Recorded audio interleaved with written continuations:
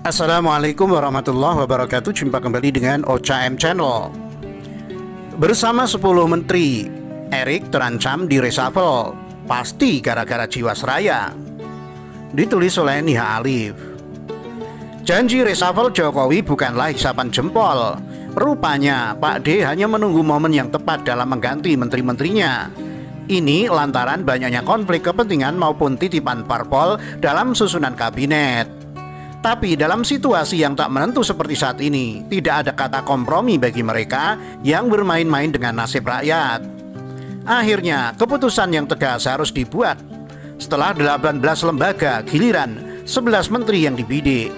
Tak tanggung-tanggung, nama Menek BUMN di sana bersama Menkes, Menkominfo dan lainnya. Dilansir dari Warta Kota, Indonesia Police Watch atau IPW menduga perombakan kabinet itu disebut bakal dilakukan Presiden Joko Widodo setelah adanya pergantian Panglima TNI. Ketua Presidium Indonesia Police Watch Neta Espane mengatakan setidaknya ada 11 hingga 18 anggota kabinet yang bakal digeser atau berganti tugas. Sedikitnya ada 11 hingga 18 anggota kabinet yang akan bergeser dan berganti, kata Neta lewat keterangan tertulis Kamis 20 Agustus.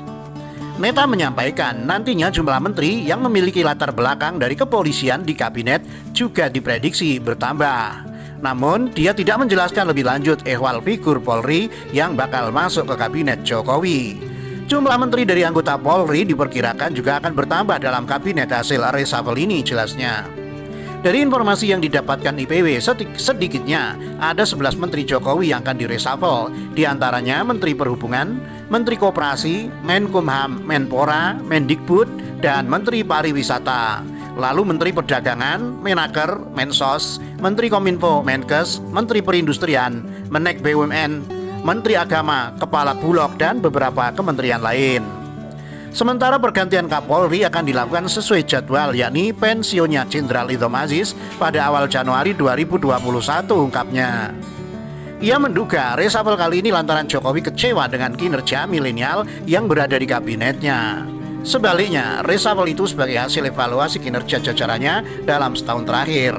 Dalam reshuffle kali ini, sepertinya Jokowi kecewa dengan anak-anak milenial yang dimasukkannya dalam kabinet. Sehingga reshuffle ini sekaligus akan mengevaluasi kinerja mereka, paparnya.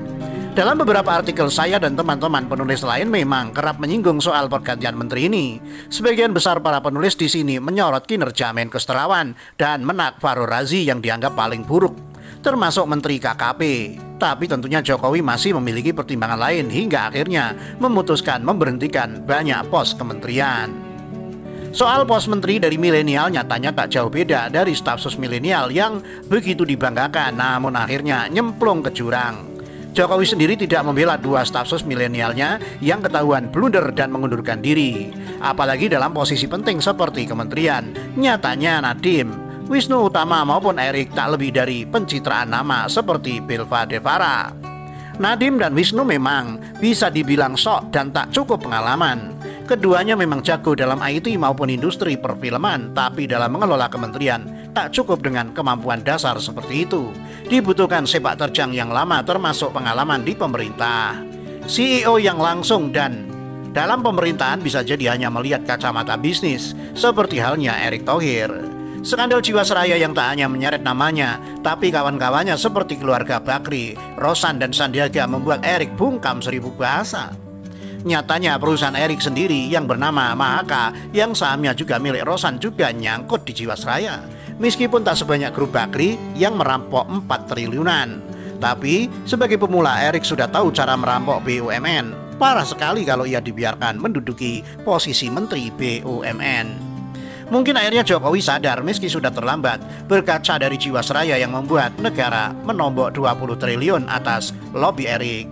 Lantas bagaimana nasib ratusan BUMN yang lain? Apakah kalau ada masalah lain yang nyangkut perusahaan Erik langsung dibuat negosiasi agar negara yang menutupi? Benar-benar bejat kalau seperti itu. Nyatanya Jiwasraya yang diamanahkan Presiden untuk diusut hingga ke akar malah jadi dagelan politik penegak hukum dan kementerian terkait. Rakyat dan negara dikibuli habis-habisan dengan hanya menumbalkan 6 sosok terdakwa. Semoga Jokowi tak segan memberhentikan Erik dan mengangkat orang yang lebih kompeten. Jangan ada CEO lagi yang dimasukkan dalam pos kementerian, apalagi yang tak memiliki pengalaman pemerintahan. Kita yakin kalau Ahok yang jadi Menteri BUMN bukan hanya Bakri, Erik dan kawan-kawan yang diseret. Jaksa dan BPK juga bisa dilabrak kalau main-main dalam kasus ini. Begitulah kura-kura. Demikian, wassalamualaikum warahmatullahi wabarakatuh. Siwet.com